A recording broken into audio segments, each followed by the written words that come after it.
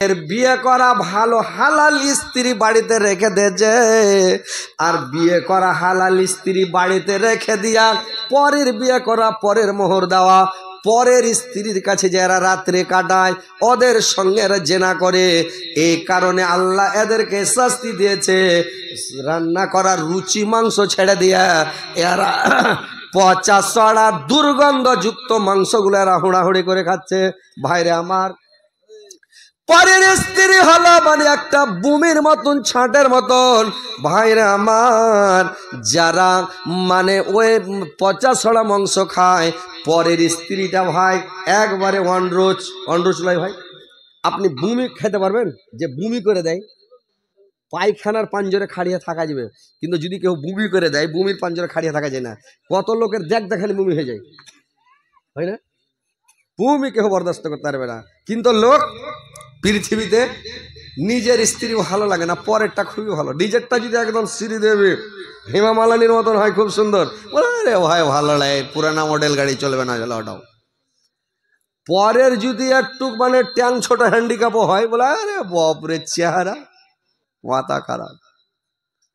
নিজের স্ত্রী এত সুন্দর, এত ভালো, ভালো না বেকার চলবে না, ভালো লাগে ভাই।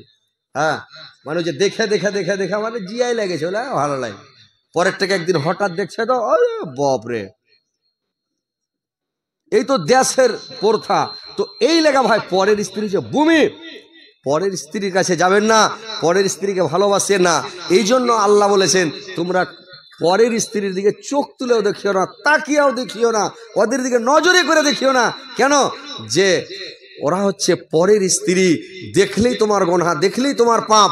তুমি ওদের হাত থেকে বেঁচে থাকো, নিজের স্ত্রীকেই ভালোবাসো। আর নিজের স্ত্রীটাকে হুঁশ করতে হবে। নিজের পুরুষের সামনে একটু সাইজা কুজা, একবারে যখন সন্ধ্যা লাগলো জার্জিস কয় না, যে যখন মগরবের পরে একবারে সাজতে শুরু করতে হবে, লইয়া কাপড় বাক্স থেকে আলমারি থেকে বের করতে হবে, কিনতে হবে, আর লইয়া কাপড় কিনতে হবে। একবারে লিপস্টিক লাগিয়ে ঠোঁটকে লাল ভর্রা করে দিতে হবে, একবারে ফিয়ার লাভলি লাগিয়া মুখখানকে লুচলিচা করে দিতে হবে। দিয়া তখন কি করতে হবে, মুখখানটাকে লুচলিচা করে দিতে হবে মুখটাকে। আর কি করতে হবে, একটু সেন্ট ফেন্ট লাগাইতে হবে ভাই। এমনি মেয়ে ছেলে লোকের আগাদিক দিয়ে যখন যাবে, কুটুম বাড়ি যাবে, তখন সেন্ট লাগাটা নিষেধ আছে নাকি? কিন্তু পুরুষের কাছে আপনি সেন্ট লাগাইতে পারবেন। মা বোনেরা ভালো করে শুনেলেন, আর রাত্রিবেলা একটু সেন্ট গালা লাগানো, বডি স্প্রে ফেস ফেস করে দিয়ে দেন। আরে ভাই লিপস্টিক তো সব রকম লিপস্টিক আছে, লালটা না লাগে একটু একটু ওই লিপ জল পাওয়া যাচ্ছে, লিপস্টিক লিপ জল, ওটা দিলে ঠোঁট খালি টল টল করবে। হ্যাঁ, রাইতে লাগানা পোহাতে আবার ধাইজা উড়ে যাবে, পুঁকে চলে যাবে, লিপস্টিক থাকবে নাকি। আপনি সন্ধ্যার টাইমে লাগান, আপনি ফের সারাদিন পোহাতে ফের ওই সাবান দিয়ে ধুয়া উঠিয়া ফেলে দেন, মানে অন্য লোক যাতে দেখতে না পায়। যখন ফজরে নামাজ পড়তে উঠবেন, মুখে একটু সাবুন লাগিয়ে ধুয়ে দেন, মানে আপনার লিপস্টিক না থাকে। সাঁঝের বেলা একটু কাজল দিয়ে দেন, আর একটু করে কান্নে বাড়িয়ে দেন, এরকম করে। হ্যাঁ, একটু করে একবারে এমন করে সাজবেন যাতে পুরুষটা দেখলে যাতে পাগলা হয়ে যায়। হ্যাঁ, বাংলাতে কইছে উড়ান, মানে একটু উড়ান দিয়ে দিতে হবে।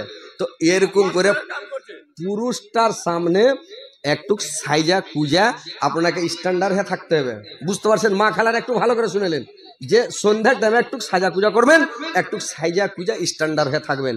আর যেন তোমার পুরুষ পরের দিকে না তাকায়, পরের দিকে না যায়। তুমি সাজা থাকলে কিনে যাবে দেখতে, কিন্তু তুমি যদি না সাজা কুজা করো তো ও তো যাবে এদিক ওদিক নাকি, ঘুরে বেড়াবে। এই লেগে একটু সাজা কুজা ভাই করতে হবে, একটু সাজা কুজা করেন। কি আছে, কি বলছে রে ভাই? ওকে জায়গা থেকে বসন্ত। ও আচ্ছা, বসেন ভাই, বসেন বসেন বসেন বসেন, রেগে গেলে মুশকিল হয়, দুইটা ঝরে থামতে পারবেন ওকে। হ্যাঁ, তো কথা হলো যে মা বোনেরা একটু ভালো করে শুনেলেন যে সাঁঝের বেলা একটু সাজা পূজা করবেন। কিন্তু এখন মা বোনেরা কি করছে জানেন, উল্টা করছে। মরা বাড়ি যখন কাউকে মরা দেখতে যাবে তখন লাগলো সাজতে, এমন করে সাজছে, একবারে বাক্স থেকে কাপড় বাহির করছে, শকেস থেকে আলমারি থেকে কাপড় বাহির করছে, কুচি করে কাপড় কিনছে, আর লইয়া সাইয়া লইয়া ব্লাউজ, আর দিয়া পায়ে পাতা দিয়ে হাঁটছে তো ঝুনঝুন করে বাজছে, যেটা হারাম হাদিস থেকে একবারে নিষেধ। ওটা বাজাইছে আর আইছে আইসা পা ফেলছে ধমকে ধমকে, আর খালি ঝানাত ঝানাত করে বাজছে, লোক আরো দেখে ওর দিকে। এটা কোন হালাই? মরা বাড়ি কেন যাবেন? পুরুষ লোক মরেছে, বেটা ছেলে মরেছে, আপনি কেন যাবেন দেখতে? কি দরকার আপনার দেখতে যাওয়া? দেখতে যাবেন না তো ভাই। কথা হচ্ছে কি কি বলছিস ভাই? না সে তো বুঝতে পেরেছি, আপনি রাখেন। আচ্ছা আচ্ছা বসেন, রাখেন। মানে কালেকশনটা, হ্যাঁ হ্যাঁ, না মেয়ে ছেলে পালাবে না, মেয়ে ছেলের ওয়াজ তো করবো এখন তো আইনু। মানে মেয়ে ছেলের ওয়াজ তো আসলাম, ওয়ার্ঘে ওয়াজ তো এখন করব। এই যে যদি ওরা সাজা পূজা করে তো পুরুষকে এত ভালোবাসবে, এত ভালোবাসবে, লোকের সামনে বলবে ভাই রে পেয়েছি রে ভাই স্ত্রী মনের মতন, ভাই যেমন ঢুরছিলাম ওরকম পেয়েছি নাকি। তো ইনশাল্লাহ পুরুষটা খোঁজ থাকবে। তো কথা হচ্ছে মা বোনেরা একটু কালেকশন করে নি, মানুষ কহে যে রোজা করা যেমন তেমন দুধ ফুটির আশা নাকি, তো এই একটু কালেকশনেরও দরকার। তো যাই হোক, এটা আপনাকে সালানা ইনজুমান হলো নাকি। তো যাই হোক আলহামদুলিল্লাহ, একটু মা বোনেরা কালেকশন দেন, মা বোনদের ওয়াজ করবো কিন্তু এখনো আসলাম খালি আর কি, মা বোনের কথা বলতে লাগলাম আর সব বলছে একটু কালেকশন করেন। আর টাকাও দুজনা দিয়ে দেখে 200 করে 400 টাকা। তো যাই আলহামদুলিল্লাহ, দোয়াটা করে দিছি হ্যান্ডা করে। তো কথা হচ্ছে যে একটু দান দিয়ে দেন, তারপরে ওয়াজ আপনারাকে শোনাবো ইনশাল্লাহ। আর কালকে তারাপুর চলে এসেন, কালকে খালি মেয়ে ছেলের ওয়াজ করবো লিচ্ছাকার। আজকে আপনারা মেরাজের ঘটনা শুনেছে, আল্লাহর নবীর মেরাজে কি কি ঘটলো, আর কালকে খালি মহিলারই কথা বলবো, কি করে স্বামীর সেবা করতে হয়, খিদমত করতে হয়, তাবেদারি করতে হয়, সবকিছু মহিলারই কথা বলবো। এই তারাপুর আপনাকে কালকে সবাই চলে যাবেন।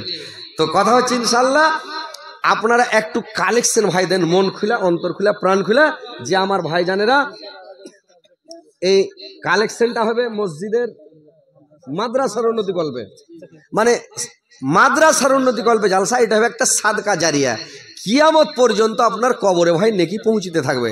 তো আপনারা আসেন, এমনি আপনাকে ছোট মোটো জালসাতে 2-4 লাখ টাকা, 5 লাখ টাকা, 7 লাখ টাকা, 10 লাখ টাকা উঠে যায়।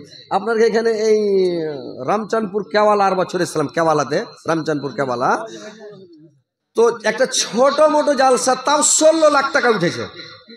বলেন তো, এমনি বলছি কাটিহার জেলার লোক দান করার দিকে ভালো, সব দিক দিয়ে ভালো। তো ভাই একটু আসেন মন খুলে, আল্লাহর ওয়াস্তে একটু দান করেন, আল্লাহকে খুশি করেন, আল্লাহকে সন্তুষ্ট করেন। যেটা মানে লাভে সিনা ফিহা আহকাওয়া, যেখানে যুগ যুগ যুগান্তর ধরে যুগের পর যুগ পড়ে থাকতে হবে, মরার পরে ওই জিন্দেগিটা হচ্ছে যুগের পর যুগ থাকতে হবে রে ভাই। তো কথা হচ্ছে আপনারা একটু আসেন, একটু আল্লাহর ওয়াস্তে ভাই দান করেন, আমি প্রাণ খুলে দোয়া করব। আল্লাহ আমার 2 জন ভাই 200 করে 400 টাকা দিয়েছে। আমার ভাই মাওলানা মেকাইলের স্ত্রী দিয়েছে বিহেন, হারবো বিহেন তাইলে আল্লাহ বিহেন, আল্লাহ মাওলানা মেকাইল সাহেবের স্ত্রী আল্লাহ 200 টাকা দিয়েছে। আল্লাহ 2 লক্ষ 2 কোটি বলে গ্রহণ করো। আল্লাহ তার মনের দশা পূরণ করার একজন ভাই আমার 200 টাকা দিয়েছে। আল্লাহ 2 লক্ষ 2 কোটি বলে গ্রহণ করো। আল্লাহ তার মনের দশা পূরণ করো, দীর্ঘ জীবনের জন্য সুখে শান্তিতে রাখো, ইমান আমানের সহিত রাখো, মরার পরে সুগম স্থান দেও, কিয়ামতের পরে জান্নাতবাসী করে। আর একজন ভাই আমার 100 টাকা দিয়েছে। আল্লাহ 100,000 বেলা গ্রহণ করিও মাওলা, আল্লাহ এদের মনের উদ্দেশ্য পূরণ করিও। আল্লাহ একজন ভাই আমার 50 টাকা দিয়েছে। আল্লাহ 50,000 বেলা গ্রহণ করো। আল্লাহ দীর্ঘ জীবন রাখো, সুখে শান্তিতে রাখো। আসলে একটু তাড়াতাড়ি পালাবেন না ভাই, মা খালা নানিরা তোমরা পালাই না, তোমার খবর তো করবো ইনশাল্লাহ। টাকা একটু কালেকশন করলি তারপর তোমার কথা বলবো। মা বোনেরা একটু টাকা গালা দিয়ে পাঠাও, ভাইরা বাবজিরা আপনারা আসেন, একটু তাড়াতাড়ি করে আসেন, ফাটাফাটি ওয়াজ আপনাদেরকে শোনাবো, মনে করেন না যে ওয়াজ শেষ হয়ে গেল, হযরত আলী ওয়াজ করবেন না। হ্যাঁ আসেন, একটু তাড়াতাড়ি করে আসেন, দেরি করবেন না। আজকে মারলে কালকে 2 দিন, পরের দিন কেউ কাঁদবে না,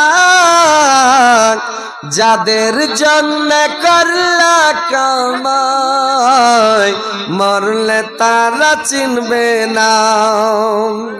থাকতে সময় করো আমল, ইমান করো খাঁটি। নামটা কি আপনার? আল্লাহ নুরুল হক ভাই আমার, আল্লাহ 500 টাকা দান করেছে। আল্লাহ তোমার এই মাদ্রাসাতে, নবীর মাদ্রাসায় আল্লাহ 5 লক্ষ 5 কোটি বলে গ্রহণ করো। আচ্ছা সর্দার আলী কোনটা সর্দারজি ভাই? নাম কি সর্দার আলীর? সর্দার সাহেব মাদ্রাসার মালিক হয় মেম্বার। আচ্ছা এসেন মোসভা করি, সর্দার সাহেব আসেন। গ্রামের সর্দার, গোটা গ্রামের মাথা হেড, আর মিল চালাইছে নাকি এই মাদ্রাসার আগে বাড়ি খান, তাহলে তোকে ডাবল তে ডাবল লাগবে জি ভাই, ওর আগা দিকে বাড়ি। তাতে ফের মিল চালাইছে ইঞ্জিন ডাবল মিল আছে তেলের সরষের তিরমিতে গম ভুট্টা ধান ওরে সুবহানাল্লাহ এগুলা সবই ট্রাক্টর হাউসের মা আল্লাহ হাউসের মা 100 টাকা দিয়েছে আল্লাহ 100,000 বলে গ্রহণ করো এইটা কি হলো রে ভাই একটু দেখেন তো আর আইসেন সর্দার সে মোসাবাটা করিয়েছেন আইসেন না কেজি মোসাবাটা করে লিজি না মোসাবাটা করেন আসেন একটু মোসাফা করেন আসসালামু আলাইকুম আপনি সর্দার সাহেব নাকি আপনি কেন 100 টাকা দেন আপনি যদি 100 টাকা দেন কখন দিয়েছেন আর বছর কখন দিলেন আপনি আচ্ছা যাই হোক আপনি একটু মিল চালা টাকা গালা কিছু দেন হ্যাঁ না কইছে মাইক মানে একটা মিল চালা টাকা গালা আপনি 1000 টাকা দেন বেশি দেন না 1000 টাকা সব জায়গায় মোটা পাটি এই তাহলে তো কম হয়ে গেল কি 100 টাকা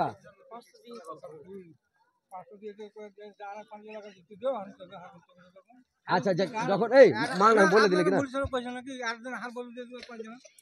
এখন মনে করলে কেউ 1000 টাকার উপরে আচ্ছা আপনি 500 টাকা দেন তো দেন আর 400 টাকা দেন কইতে হয় না দিয়া কইতে হয় না